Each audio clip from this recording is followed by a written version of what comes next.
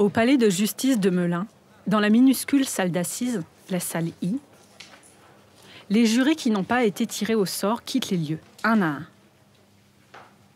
Je me retrouve seule, au milieu des bancs vides. Je comprends les déserteurs. Qui voudrait assister à un procès pour viol et inceste? Procès, crimes et faits divers. Fenêtre sur cour, les chroniques judiciaires d'Élise Costa.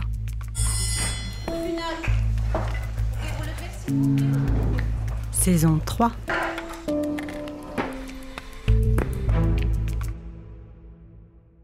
Mélanie a aujourd'hui 29 ans. Entre ses doigts, elle froisse et défroisse un mouchoir en papier. À la cour d'assises de Melun, assise derrière ses avocats, des larmes coulent en silence sur ses joues. Retour en arrière. 10 ans auparavant, Mélanie range des affaires dans le garage avec sa mère, Catherine. Catherine se souvient de sa propre lassitude, ce jour-là, au milieu des cartons. À la barre, la mère répète « J'étais fatiguée. » Sa fille, Mélanie, était tout le temps en colère, toujours prête à lui bondir dessus pour un rien. Quand les petits riens vous agacent, c'est peut-être qu'un grand quelque chose est tu. Alors, dans le garage, Catherine avait posé cette question à sa fille. « Est-ce que tu as été violée ?» Mélanie s'était soudain calmée. Elle avait répondu « Oui, mais pas par qui tu crois. » Très vite, elle avait ajouté « Je te le raconte et après on n'en parle plus. » Quand le père de Mélanie, Claude, s'avance à la barre, il dit « Oui, je reconnais avoir violé ma fille. » Il utilise le bon mot. Il ne cherche pas de périphrase comme « je lui ai fait du mal » ou « j'ai déconné ». Mélanie avait 4 ans et demi. Ses parents venaient de se séparer. Le week-end, elle dormait chez son père avec sa sœur Jessica. À la naissance, Jessica a présenté des signes de souffrance fœtale. Elle n'a su marcher qu'à 3 ans et a gardé un retard intellectuel. Face à la cour, leur père, Claude, explique « Je ne suis peut-être pas assez fort. C'est même sûr. » À chaque difficulté, la naissance de Jessica, le divorce avec Catherine, il buvait un peu plus.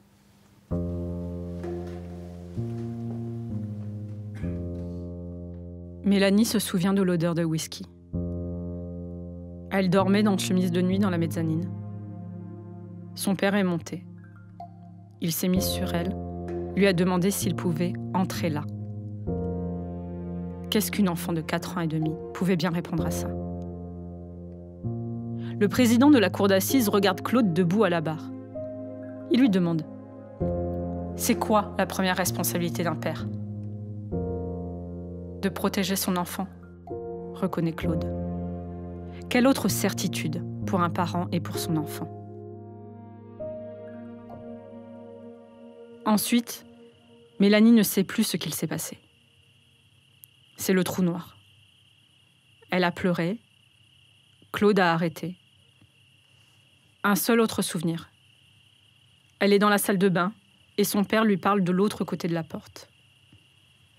Le lendemain, quand sa mère est venue la chercher, Claude a dit « Tu regarderas, elle a le mimi rouge. » Catherine, la mère de Mélanie, ne s'en rappelle pas. Claude ne s'est plus jamais manifesté pour garder les filles. À chaque fois que le souvenir revenait, dit-il, il pensait « C'est pas possible, t'as pas fait ça. » En grandissant, Mélanie, elle, a développé une nouvelle certitude. Claude avait bien fait ça. Longtemps, elle a ressenti de la haine vis-à-vis de son paternel, comme elle l'appelle désormais. Elle se, je cite, mangeait elle-même. Et puis un jour, quelque chose en elle a surgi. Une conviction. Elle s'est dit, violer son enfant, c'est être déjà mort à l'intérieur. Et elle a pensé, tu as la possibilité d'être heureuse. T'as gagné. T'as déjà gagné en fait. Mais des années plus tard, un bruit est arrivé jusqu'à elle. Dans sa famille bleue, c'est ainsi que Mélanie voit la famille de son père, la famille de sa mère étant la famille rouge. Dans sa famille bleue, donc, une cousine s'était rappelée d'un événement. Une nuit où elle était en vacances chez sa grand-mère. Claude aussi était là. Elle avait fait un cauchemar. Claude lui a proposé de dormir dans son lit. Il lui a caressé les fesses. En l'apprenant, Mélanie a décidé de porter plainte. Au président de la cour d'assises, elle explique « Je ne sais pas comment c'est pour vous, mais pour moi, c'est plus facile de se battre pour les autres que pour soi-même. » Le gendarme qui l'a reçue se souvient. C'était l'été. Il n'y avait personne à l'accueil de la gendarmerie. Quand Mélanie est arrivée avec sa mère, ce qu'elle lui a raconté lui a paru suffisamment grave pour la faire entrer dans son bureau.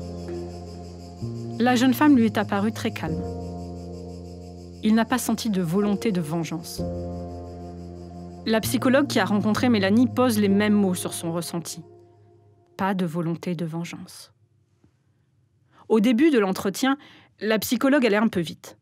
Elle était stressée, on l'avait mandatée pour une expertise rapide et elle avait peu de temps devant elle. Mélanie l'avait alors arrêtée. « Vous ne me regardez pas dans les yeux. »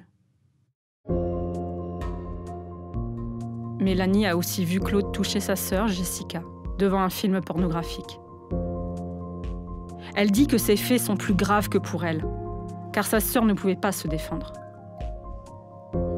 C'est vrai, Mélanie n'est pas dans la vengeance.